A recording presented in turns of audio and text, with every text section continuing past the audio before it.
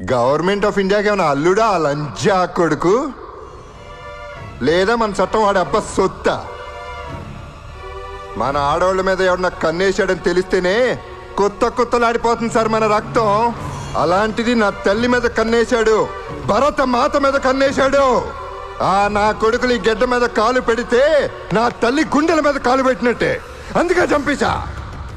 అయినా నేనేమన్నా దేశభక్తుని చంపానా, అయ్యప్ప భక్తుని చంపానా? ఒక పాకిస్తాన్ టెర్రరిస్ట్ లంజా కొడుకుని చంపా.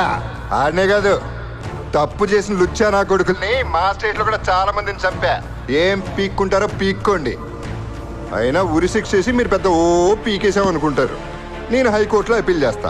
అక్కడ అదే శిక్ష పడింది అనుకోండి, నేను సుప్రీం కోర్టుకి వెళ్తా. అక్కడ కూడా ఉరి శిక్ష కన్ఫర్మ్ చేశారు అనుకోండి, రాష్ట్రపతిని క్షమాభిక్ష అడుగుతా.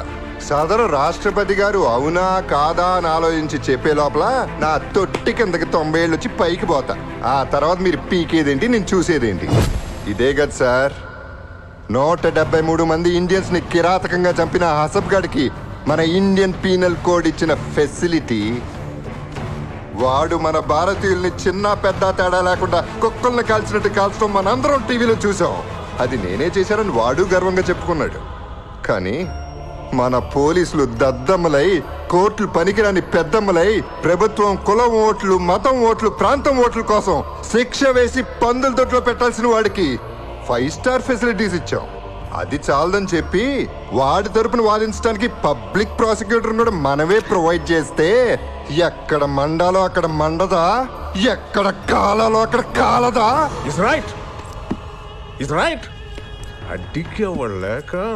ఇందులో పెద్ద జోక్ ఏంటంటే వాడికిచ్చిన సెక్యూరిటీ మన ప్రైమ్ మినిస్టర్ కూడా లేదు.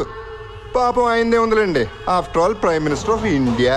కానీ వాడు టెర్రరిస్ట్ ఫ్రమ్ పాకిస్తాన్. అందుకే వాడిని ఉంచిన బాంబ్ ప్రూఫ్ సెల్లు ఖరీదు 6 కోట్లు. వాడికి ప్రతిరోజు సెక్యూరిటీకి అయ్యే ఖర్చు 8.5 లక్షలు. పట్టుకుని 2 ఏళ్ళయింది. ఎన్ని వందల కోట్లు? ఆ డబ్బంతా ఎవడమ్మ మొగుడు సొమ్మో కాదు, మాది, మనది. రిక్షావాడు, కూలీవాడి నుంచి ప్రతి భారతీయుడి దగ్గర ట్యాక్స్ రూపంలో వసూలు చేసిన డబ్బు. అన్ని కోట్ల చెత్తనా కొడుకి ఖర్చు పెట్టే బదులు తుఫాన్లో నష్టపోయిన రైతులకి ఇచ్చుంటే వాళ్ళ ఆత్మహత్యలన్నా తగ్గేవి సార్. అట్లీస్ట్ మన ఇండియన్ ఆఫీసర్స్ కి మంచి బుల్లెట్ ప్రూఫ్ జాకెట్లు ఇచ్చినా సంతోషించేవాళ్ళం. మన సిస్టమ్ చెడిపోయింది సార్. మన సిస్టానికి మానభంగం అయింది. అది తీవ్రవాదులో ఉగ్రవాదులో చేసింది కాదు, అవకాశవాదులు చేసింది. లేకపోతే మనకి దరిద్రం ఏంటి సార్? నేరం చేసినట్టు బెయిల్లో విడుదలవటం ఏంటి? కింద కోర్టులో శిక్ష పడితే పై కోర్టులో నిర్దోషాన్ని వదిలేయటం ఏంటి? కింద కోర్టులో న్యాయమూర్తి కాడా? బఫూనా? కాకపోతే ఏంటి సార్, లేటెస్ట్ సర్వే మన భారతదేశపు న్యాయస్థానాల్లో ఇప్పటి వరకు ఉన్న పెండింగ్ కేసులు క్లియర్ అవ్వాలంటే మరో 300 సంవత్సరాలు పడుతుందంట. కర్మ. మన చట్టాలు ఎలాగే ఉంటే ఇండియాలో క్రైమ్ రేట్ ఆగదో. మన పాపులేషన్ పెరుగుతున్నట్టు పెరుగుతూనే ఉంటుంది.